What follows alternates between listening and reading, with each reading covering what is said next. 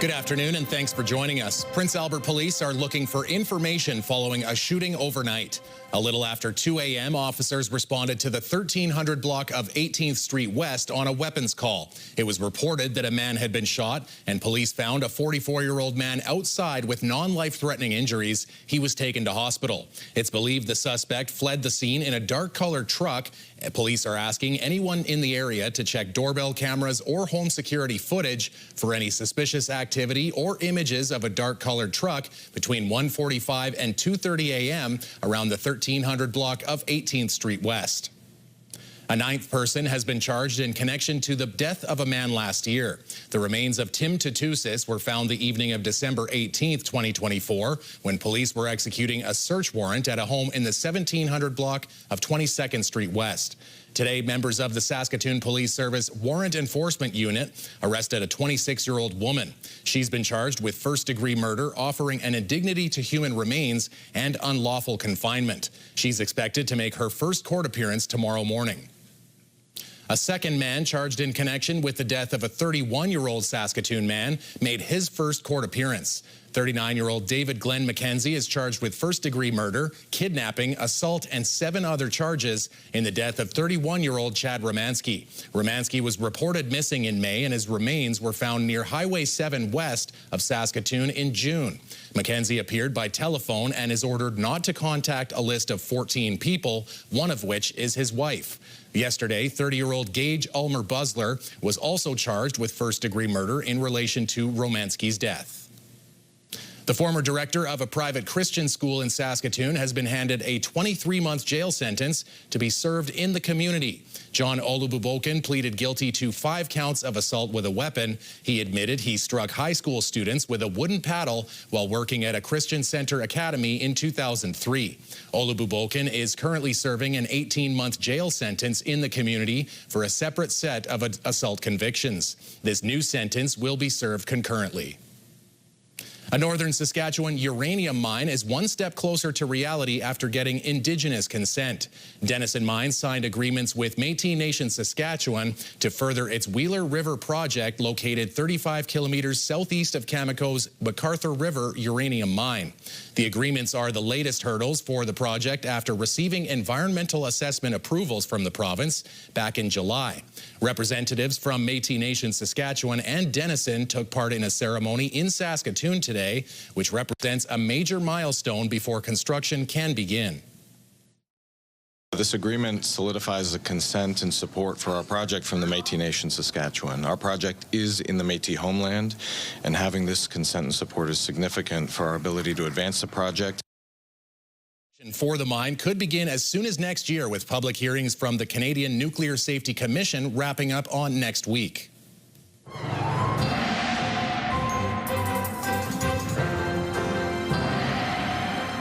Jeff, this was like a fitness day walking in that snow because it's almost like sand, because every time you'd sort of step in it, it just gave way. And so it was a little extra effort to take a step. A little extra effort today, and those mild conditions help sort of, reduce the sort of the structure of that snow. But yes, we had ourselves mild conditions today, John, and as we go forward, not so mild. It's going to be cold over the weekend, and we do have flurries in the forecast. We'll talk a little bit about that in the overnight period. But yes, that another system bringing with it the snow. It's a weak clipper system, or a clipper system nonetheless, but then a high pressure area is going to build in, and we're going to start to feel the effects of that cold Arctic air once more. We'll talk about those details later on.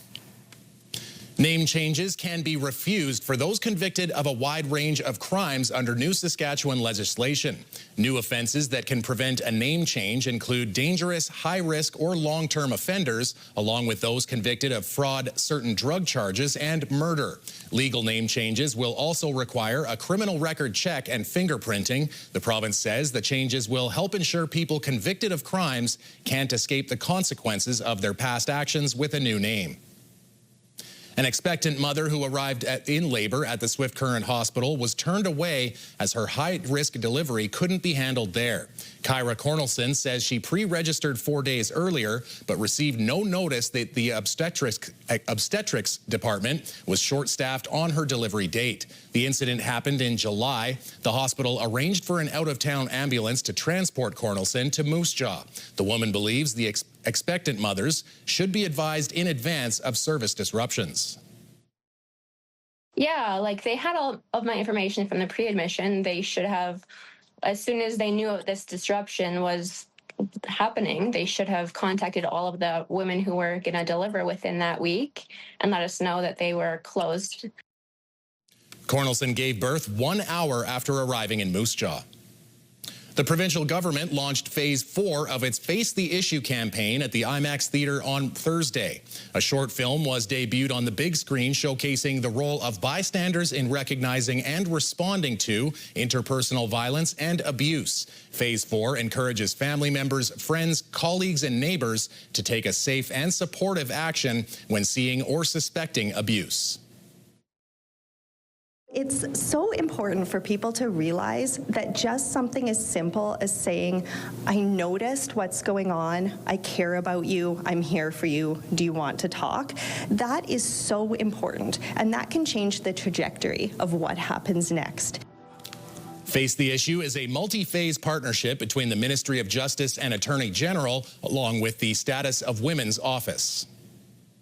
A report from Monaris shows Saskatchewan residents spent 1% more than last year on Black Friday.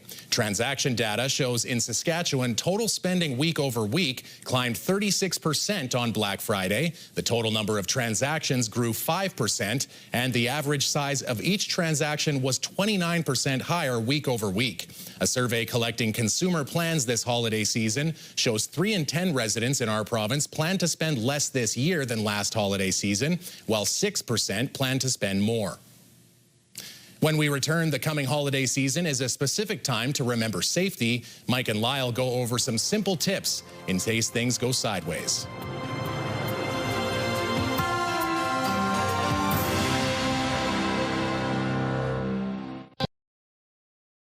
Well, there's no place like home for the holidays, but there are problems that can arise, and we're talking about safety, specifically when it comes to first aid over the holidays with Lyle Karasik here at Parkland Ambulance. What kind of things do we have to be prepared for should they arise? Well, Mike, thanks very much for joining us. You're right. Holidays are that time of year when we've got lots of guests. We've got toddlers running around the house, maybe a new baby, maybe, you know, your favorite uncle is there, an aunt. So we need to be prepared. And so it's a little bit of sort of common sense tips. Like, you know, if you're serving food, keep food cold, keep hot food hot. Simple things. Clean up after the party. There's nothing worse than the kids who get up really early in the morning and there's food left. But learning basic first aid tips, like what to do if someone's choking, how do you do CPR, those sort of things are really good tips that we can all learn and use every day. No doubt about it. Now, obviously, you can get first aid certification and run through the gamut, but there are little things that everybody can kind of focus on. And this morning, as we continue, we're going to have a peek at a couple of things you can do. Absolutely. We're going to learn how to do compression-only CPR. We're going to do what to do if somebody's choking. And we'll just sort of maybe run through a few basic common sense tips that all of us could benefit from. We've got our crash test dummies, I'm calling them here. That'll do. They're very wise, but they are unresponsive. And if we find ourselves in a situation where we might need to do CPR, anybody can really do it in a moment, right? Well, absolutely, Mike. We were talking off air exactly about that. Some of the traditions or things we learned 20, 30 years ago, you know, about landmarking and walking our fingers up the chest and all those things that maybe we stored in our mind as memory muscle are good ideas, but really what we want people to do is recognize an emergency, first of all. So we've got our plastic little crash test dummies, we're calling them this morning, and we want to make sure that that person cannot be woken up. So tap, yell, if we know them by name, call them out. If they're not moving, if you put your ear down and you sort of do this, listen to them, and they don't appear to be breathing, we need to get help. So if this is, let's say, your basement rec room, yell, maybe somebody's upstairs. If it's out in the garage, if it's at a large public gathering, yell, somebody likely is going to come and help. We need to get help coming, so that is to activate the 911 system or the emergency system in your area and get someone to get an AED. Take one hand on top of the other hand, find the center of their chest, and all we're going to do simply is push down and up and down and up and up. And this doll makes force. You want to push down in an adult about 1.5 inches to 2 inches, so you're 4 to 5 centimeters.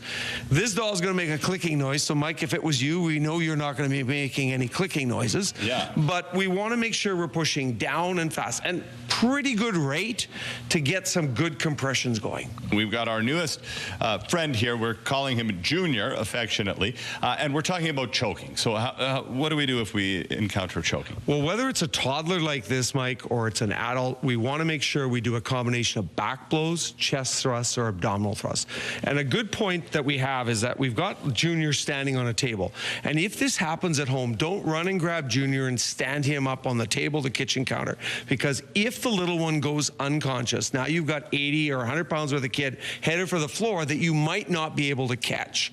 So put this little Junior on your knee, set them on the floor, and you squat down. So for today, we're going to have Junior on the table because it works better for our shot. For television purposes. Exactly. Okay, so we've got Junior safely on the floor. What do we do? Well, we can come up behind them if they're an adult or junior, and we want to lean them forward, Mike, and give back blows. So it's just simply 5 good back blows.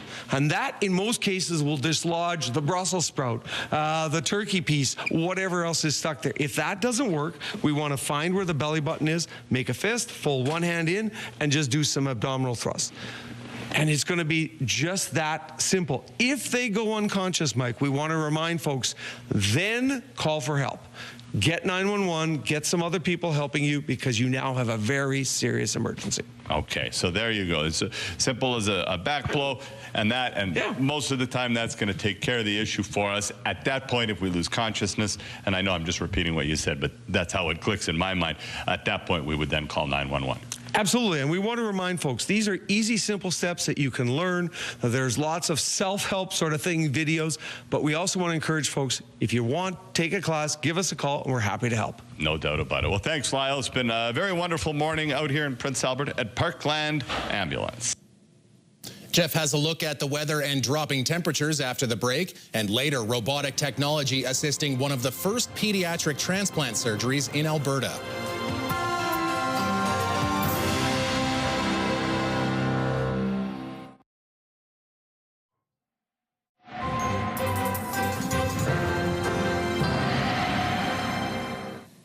So, Jeff, if it was maybe more mild tonight, it's not going to be so for the next few nights. Not so much, yes. We've got ourselves some cold conditions in store, John.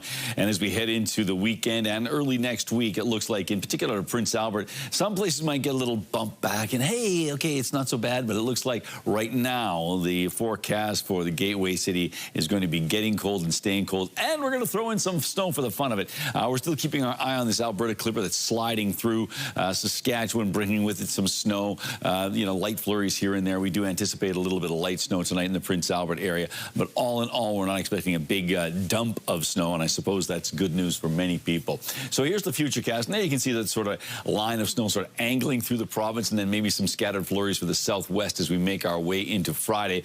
But those isobar lines, yeah, they gap a little bit, so they start, the winds start lightening up tomorrow afternoon. But prior to that, we've got ourselves winds out of the north at 20, gusting to 40 at times. So a bit of a breezy situation in the next 12 hours or so, but then clearing up for tomorrow.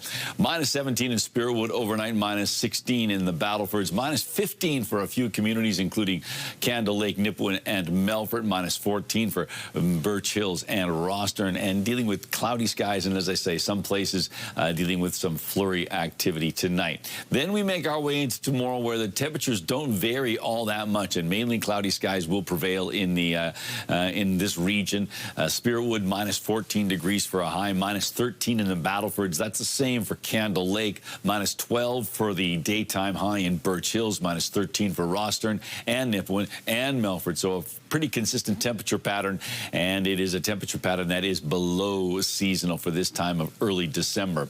Let's make our way to Prince Albert area. So minus 14 overnight, periods of light snow. Of course, we had a pretty mild day today. I think the daytime high was minus 6, so not bad. Winds out of the north, 20, gusting to 40. But then as we roll into tomorrow, those winds will start to die down around noon or in early afternoon, minus 13 degrees. So the temperature doesn't change all that much from the overnight into the day. daytime temperature.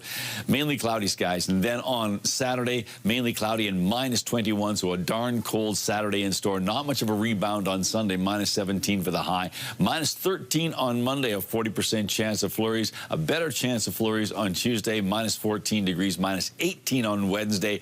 And -17 on Thursday with a chance of some flurries. So we certainly do have some cold days ahead for Prince Albert and area. That seems like the perfect kind of weather for some cold shoulders and maybe exchanging some blows, and that's exactly what happened in the rematch between the Prince Albert Raiders and Medicine Hat Tigers. This time in Medicine Hat, it won't be on the highlight reel for the Raiders. It was all Medicine Hat from the opening puck drop, scoring 4 goals in the first, 3 in the second, on their way to a 7-1 win. The game saw 2 goalie changes for the Raiders, Orsolak being replaced by Dimitri Fortin partway through the first period, but then Orsolak replaced Fortin when he was ejected from the game in the third period. The game saw 11 players thrown out and 180 minutes in penalties handed out. The Raiders are in Calgary taking on the Hitmen on Friday night. Meanwhile, for the Swift Current Broncos, who are on their U.S. Division road swing, things continue to go from bad to worse as their losing streak extended to 7 games last night, but that's not all. Xavier Went is out of the goal. He's looking. He's going to try it. Xavier Went for the empty net. He scores! Xavier Went scores that goal from 198 feet away for what's obviously his first career goal. He's the 11th goalie in WHL history to score a goal. He also made 23 saves for the shutout victory. The Broncos finished their U.S. road trip Friday night in Spokane. The Pats and Broncos are a combined 0-11 against U.S. teams this season. He broke a record for best completion percentage in the Grey Cup, and now 39-year-old quarterback Trevor Harris has announced he's got no plans to retire just yet. Today, the Riders announcing the veteran has signed a 1-year extension.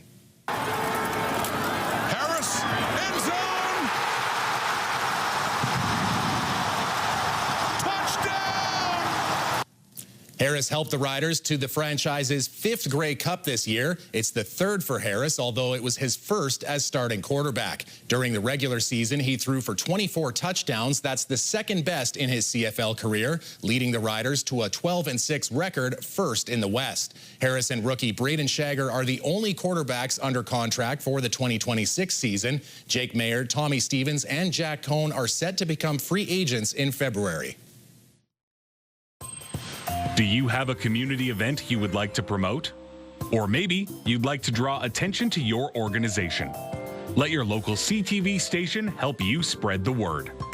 Contact us at 306-922-6020 or email panews@ctv.ca. You can appear on CTV Prince Albert's News at 5 and get your message to our viewers.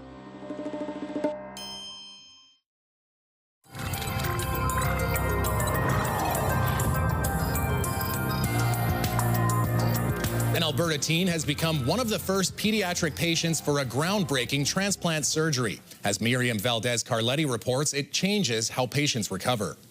16-year-old Raiden Delaney has a lot to look forward to now that he has a new kidney. I get to eat like all the food I want. I get to drink all the fluids I want. All things possible after having a robot-assisted kidney transplant last month. Stop the remaining arms. He's one of 2 Canadian teens to undergo this procedure, becoming the first pediatric patient. A relief after 3 years of dialysis. I got emotional when I called my dad, actually. And just the reaction he gave me just made my heart melt. This surgery was first performed at the University of Alberta Hospital on 20 adults in the past year. The robotic arms make smaller incisions for a minimally invasive approach. What that translates to is faster recovery, way less pain, so less pain medication, less narcotic usage, and most importantly, lower wound complications. That success has led the way for younger patients like Delaney to go under the knife. The recovery for him has been life-changing. It's like a switch. It was like, it went from me being tired all the time to me wanting to eat, drink. To see how well he is now and how good he's doing, and to actually get to see him enjoy being a kid, that's tremendous for me. Dr. Levine says demand for these metal helping hands is growing with awareness. It feels really good to be able to demonstrate that this is, feasible and it works well in this population. Delaney is already looking forward to next summer, making up for lost time. I get to swim again. I love swimming because, of course, I'm from Slave Lake, so we have, all the swimming in summer. Miriam Valdez-Carletti, CTV News, Edmonton. The Canadian Food Inspection Agency says recalled pistachio products due to possible salmonella contamination were also sold in Saskatchewan. 6 affected products were sold under the brands Carol's Cheesecake Company and Desi-Licious. The pistachios and pistachio-containing products were originally recalled on November 28th, with the CFIA advising anyone who's become sick from eating a recalled product to contact their healthcare provider. It has also taken the step to temporarily ban the import of pistachios and products containing them from Iran. You can find more information on the recalled products on our website. Brought to you by Saskatchewan Union of Nurses. Thank you to Saskatchewan's 11,000 registered nurses. All right, Jeff, on top of pretty much every other word I said today, the new mayor of New York City and a famous museum topped the list of mispronounced words in the U.S. this year. Babbel and the captioning group say Zoran Mamdani was the most commonly mispronounced, with people swapping the M and the N in his last name. The theft of France's crown jewels from the Louvre in October had many people mispronouncing the name of the world's most visited museum. Babbel says the correct pronunciation, there you go, is Louvre, with a very soft pronunciation on the R.